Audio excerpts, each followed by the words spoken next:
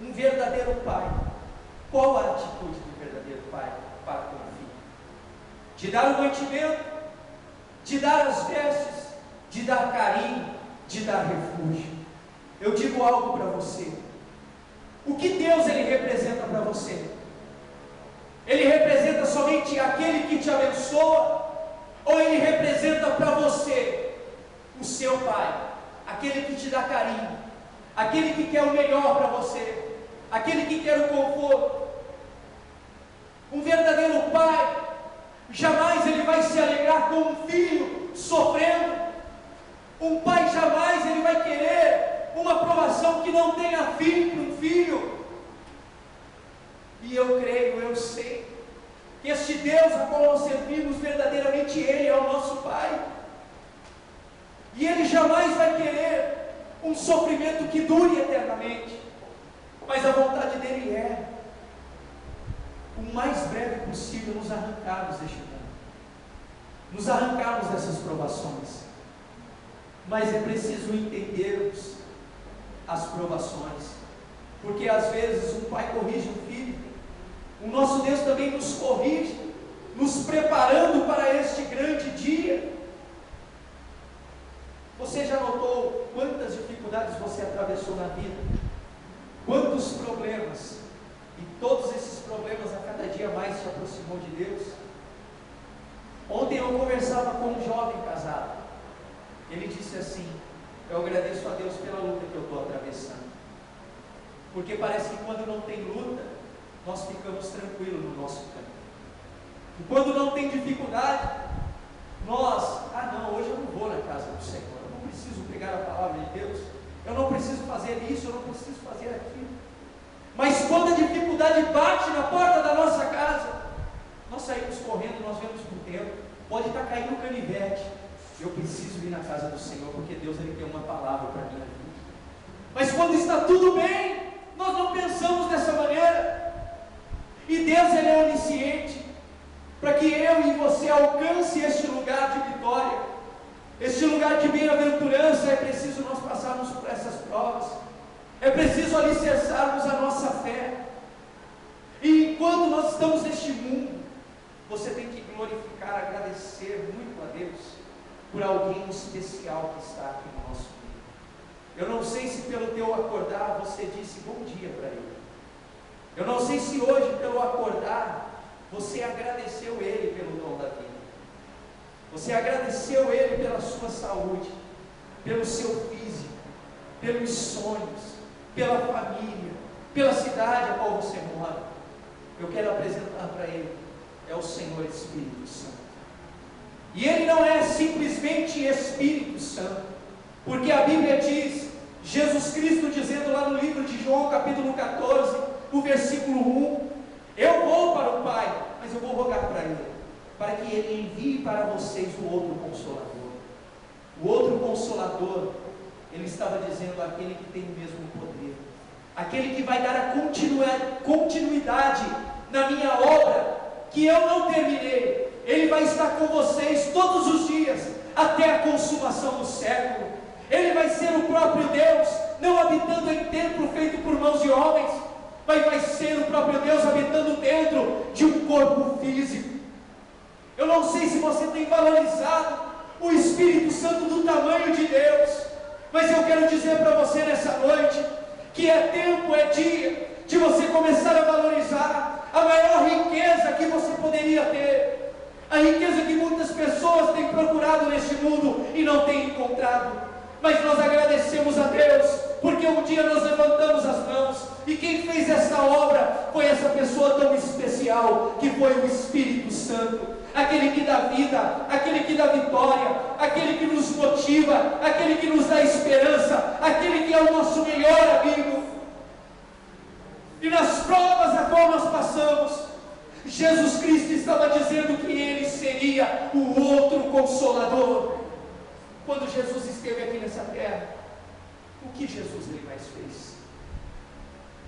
Consolar os contritos de coração, foi consolar aqueles que não tinham vida, foi trazer esperança, foi trazer gozo, foi trazer alegria para aquele coração que estava cansado de sofrer. Irmãos, não se desvalorize. Eu sei que as circunstâncias às vezes nos prendem e nós desvalorizamos a nós mesmos, mas não se desvalorize, porque o Senhor Jesus nos valorizou, rogando para o Pai: Pai, eu completei a obra, mas os nossos pequeninos não podem ficar órfãos. Olha o que Jesus ele disse, isso é forte, irmãos. Eles não podem ficar órfãos. O que é órfão? Não ter um pai, não ter uma mãe, não ter um responsável.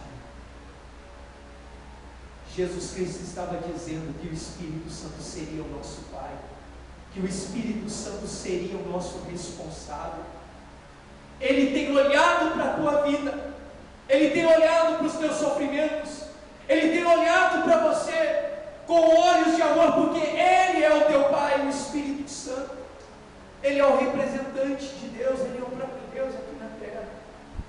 Irmãos, e essa é uma noite de chorarmos as nossas misérias, é noite de confessarmos os nossos pecados, é noite de liberarmos perdão, é noite de dizermos: Deus, eu não quero continuar da maneira que eu quero. Irmãos, deixa o orgulho de lado, deixa a ansiedade por esta vida, deixa a ansiedade das coisas materiais. O mundo a qual nós vivemos, se eu e você não tomarmos cuidado, o orgulho toma conta de nós, a ganância por se ter, a ganância por ter uma vida cada dia melhor toma conta da nossa vida. E não diga que isso não pode acontecer com você, porque pode acontecer.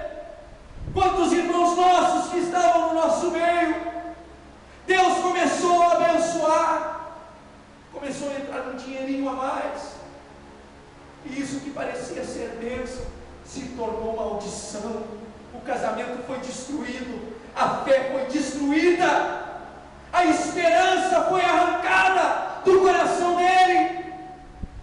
E se nós não tomarmos cuidados, este mundo nos engole.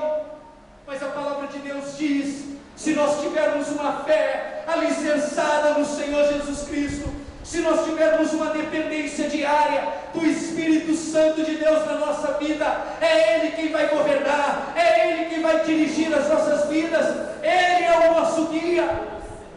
A palavra de Deus diz que nós somos guiados pelo Espírito Santo de Deus. Quando somos guiados por Ele, Ele não nos deixa ir para o pecado, Ele não nos deixa ir para a maldição, Ele não nos deixa ir para o orgulho.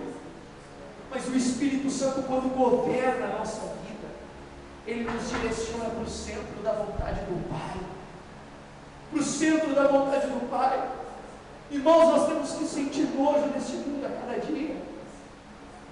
Eu sei que nós precisamos das nossas vestes, do nosso alimento a cada dia, mas isso não pode direcionar a nossa vida, isso não pode controlar o nosso ser, isso tem que ser segundo as coisas. Deus, Ele quer te usar. Nós estamos nessa noite, a campanha da unção dobrada. Muitas pessoas não têm sido usadas por Deus, porque têm deixado os cuidados da vida atrapalhar a unção dobrada sobre as suas vidas. O desejo a cada dia mais de ser íntimo de Deus, de ter comunhão com Deus, tem que arder no nosso coração. Irmãos, quando levantarmos a nossa voz para orar, você tem que sentir a cada dia desejo de falar em línguas, porque quando você fala em línguas, você fala abertamente e secretamente com o teu Deus, com o teu Pai. Você fala em mistérios com aquele que te criou, com aquele que te gerou. Quantas pessoas hoje não conseguem liberar um brado de vitória ao Senhor, porque as circunstâncias da vida, tanta coisa já aconteceu, o seu coração está tão marcado, as circunstâncias da vida tomou conta do seu coração, que já apagou a esperança que um dia nós vamos morar com o Senhor nos céus. Irmãos, qual é o modelo que nós vamos deixar para os nossos filhos? Qual é o modelo de vida que nós vamos deixar para as pessoas quando partirmos dessa vida?